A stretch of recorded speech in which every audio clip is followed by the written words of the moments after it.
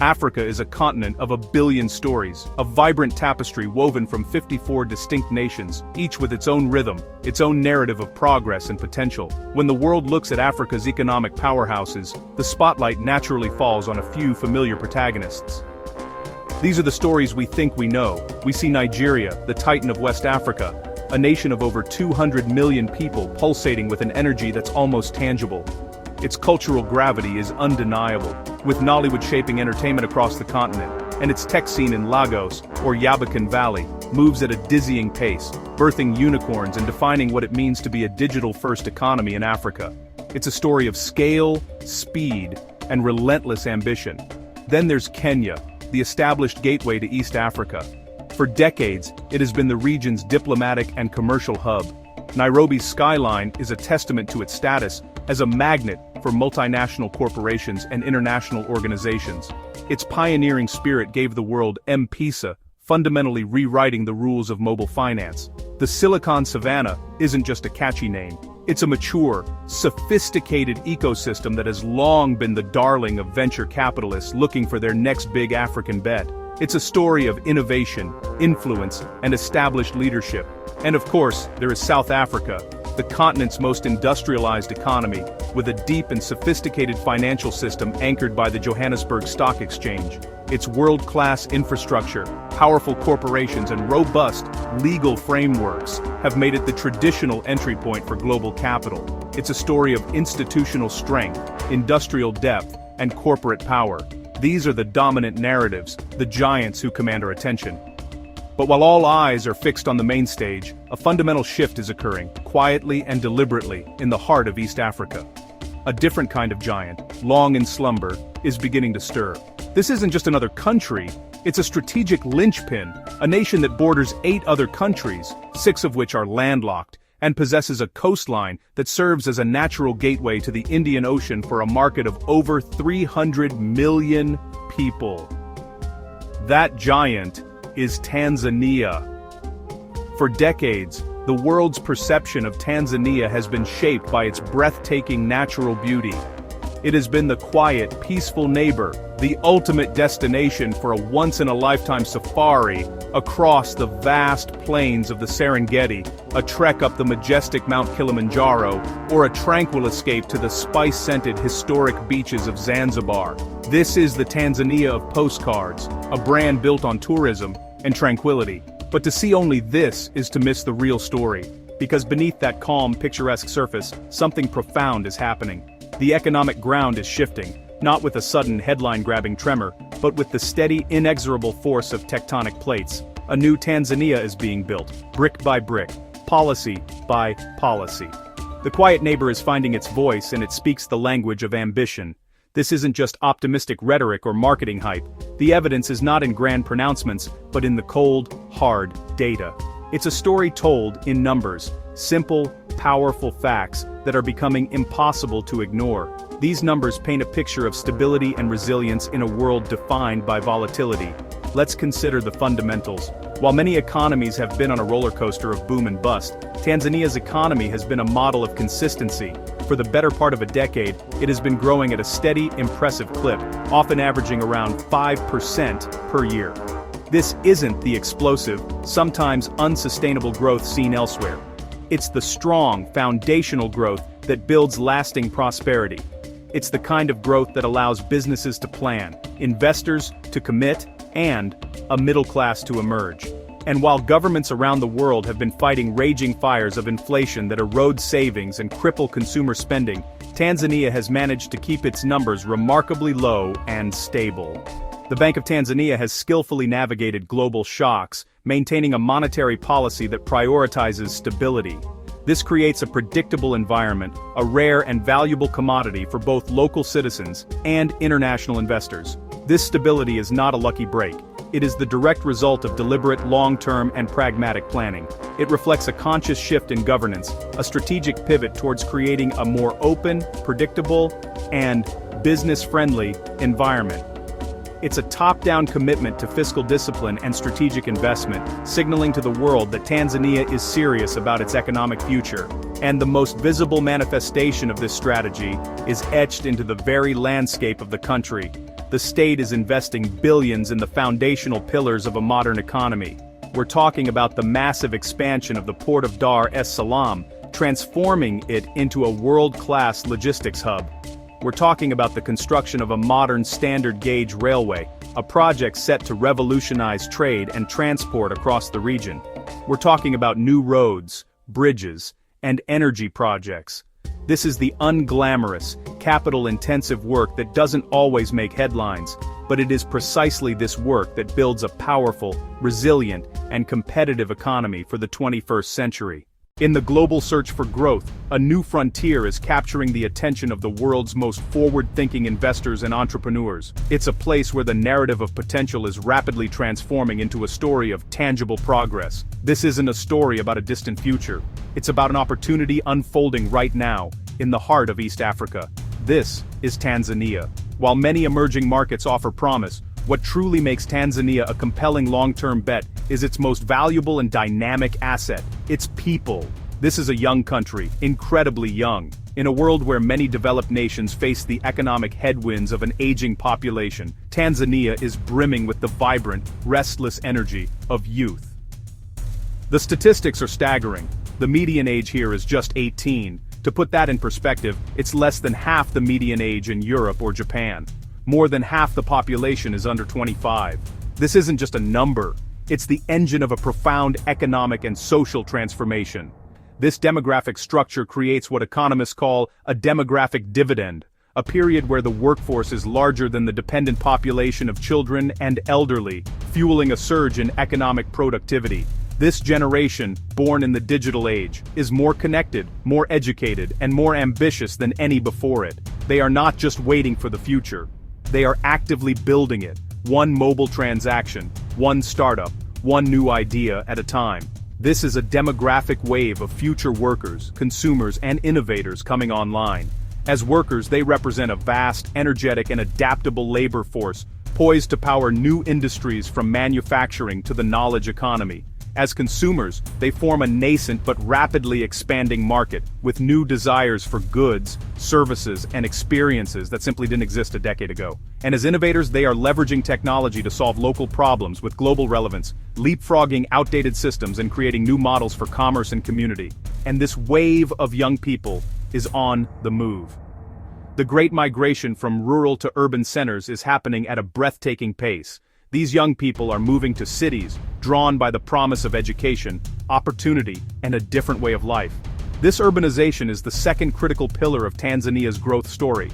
It's a force that concentrates talent, capital, and demand, creating a fertile ground for innovation and economic scale. Nowhere is this more evident than in the country's commercial heart, Dar es Salaam. Once a sleepy port town, it is now one of the fastest-growing cities in the world. Dar es Salaam is on track to become a megacity of 10 million people within the next 15 years, joining the ranks of global hubs like Lagos and Cairo. This explosive growth is creating a level of demand that is almost unprecedented. Think about what it takes to build and sustain a city of 10 million. This rapid urbanization is creating immense, immediate demand for housing, mobility, logistics, payments, and modern retail systems. Everything now.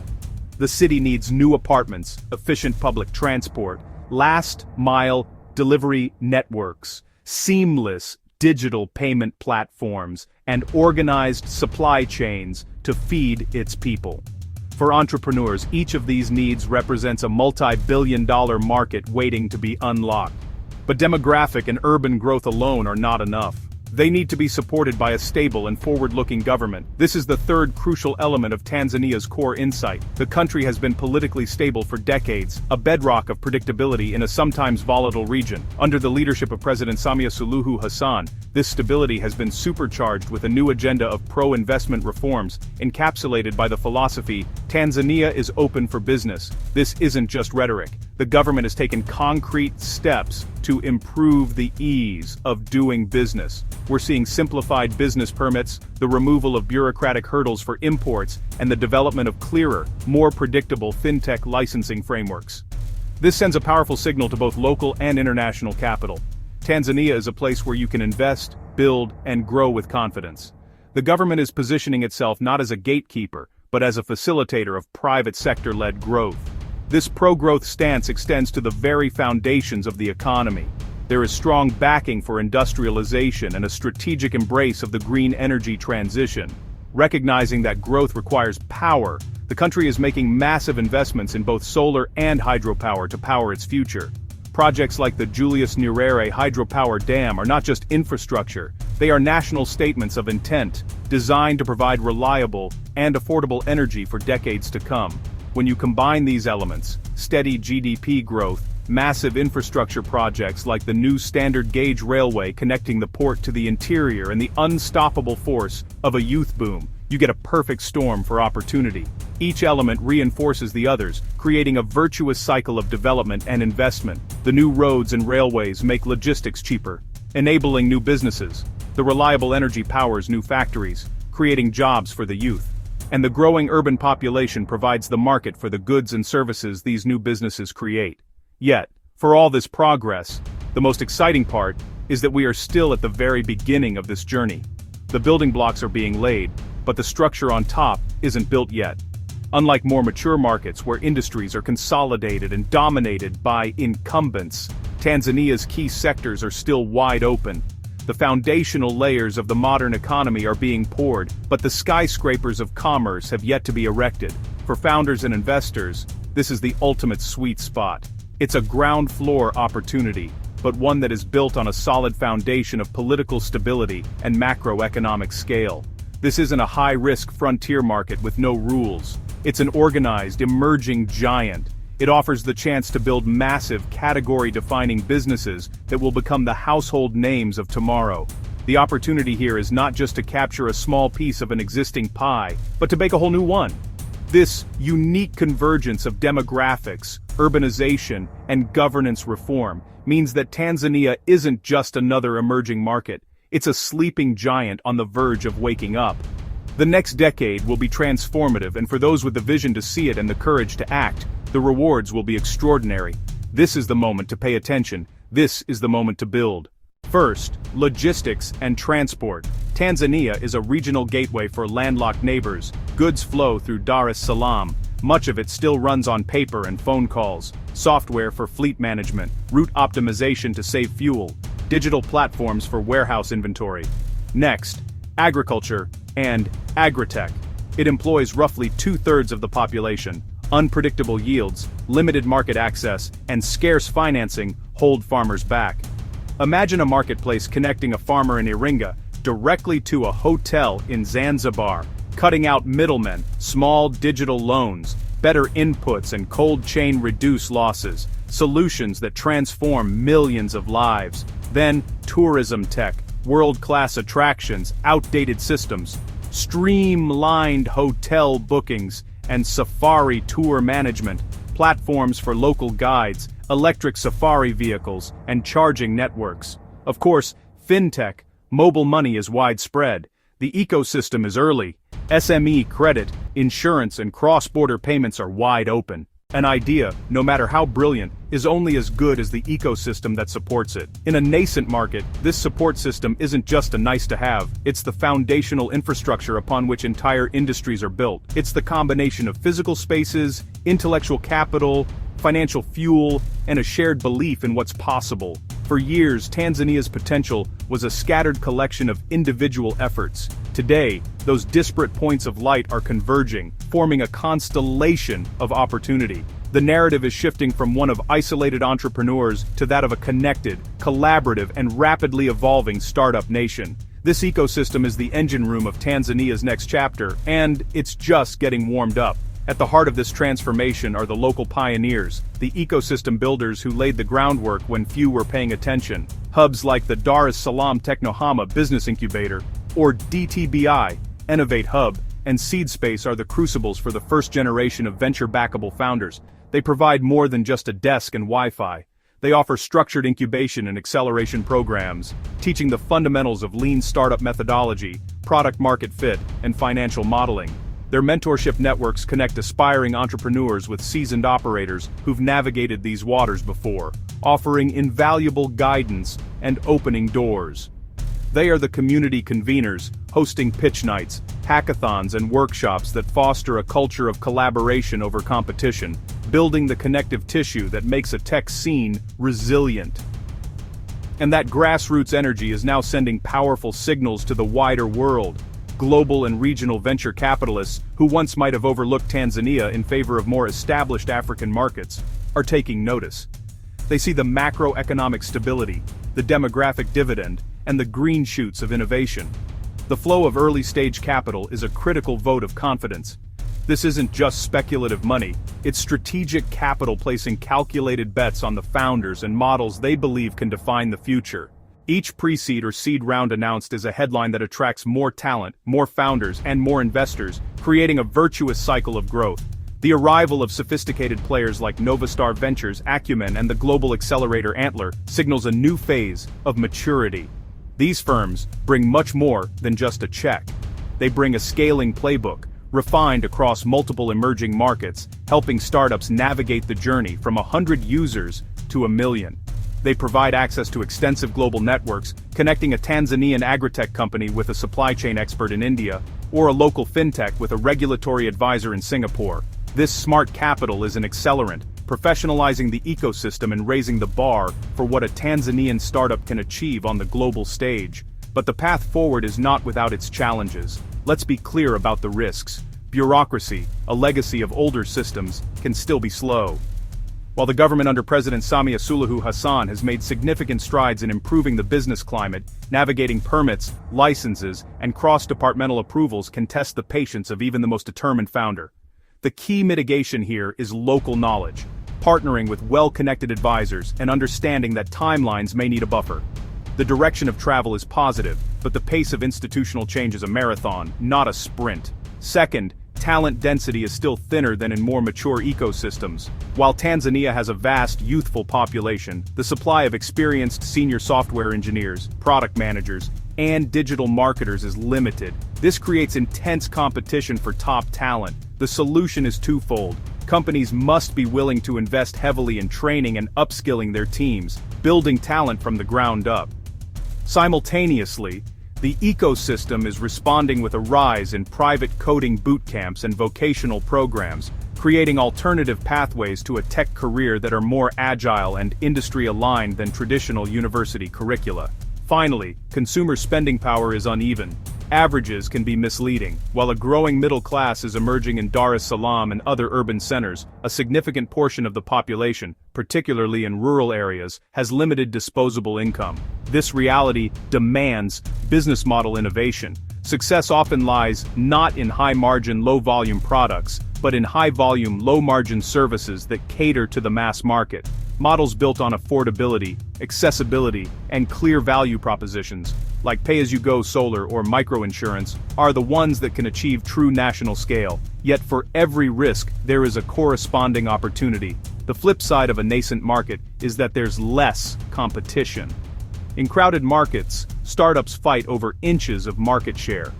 Here, first movers can capture entire value chains. They can build defensible advantages through network effects, exclusive distribution partnerships, and deep brand loyalty before global players even arrive. They get to write the rules, define the customer experience, and become synonymous with the service they provide. Looking ahead, several macro trends are set to define the next decade of opportunity. First, the emergence of Dar es Salaam as a logistics superhub. Massive upgrades to the port, combined with the game-changing standard gauge railway, are fundamentally reshaping regional trade. This isn't just about moving containers faster, it's about creating a platform for a new generation of logistics tech, warehousing, and trade finance companies that will serve not just Tanzania, but the 6 landlocked countries that depend on its corridor. Second, the fintech explosion is just beginning. Beyond the success of mobile money, the next wave of innovation is targeting more complex financial needs. Startups are building new credit scoring models using alternative data, enabling loans for previously unbankable SMEs. They're tackling the friction in cross-border payments, digitizing insurance, and creating wealth management platforms for the emerging middle class. Third, the green energy transition is a massive commercial opportunity. With abundant solar resources and a need for energy independence, the market for decentralized power is enormous. This includes solar mini-grids for rural communities, battery storage solutions for businesses, and the nascent but fast-growing infrastructure for electric mobility, from two-wheeler fleets to public charging stations. And keep a close eye on Zanzibar. The Silicon Zanzibar initiative is creating a special economic zone designed to attract tech companies and talent from across Africa and the world. With incentives like simplified work visas and a favorable tax regime, it's positioning itself as a sandbox for fintech-friendly experiments, a hub for digital commerce, and a magnet for the growing digital nomad community. Finally, the application of practical AI for SMEs will be a force multiplier. This isn't about abstract models. It's about accessible tools. Think AI-powered platforms that help smallholder farmers with crop disease detection and weather prediction, or solutions that automate inventory management and customer service for small retailers. These tools can scale fast, delivering sophisticated capabilities to the backbone of the economy. This is Tanzania explained. It's a market at an inflection point, where demographic tailwinds, strategic infrastructure, and a burgeoning tech ecosystem are converging. The risks are real, but they are understood and are being actively addressed. The opportunities are immense, particularly for those willing to do the work, build for the local context, and take a long-term view. If you are serious about building or investing in the future of Africa, Tanzania is a market you simply cannot afford to ignore.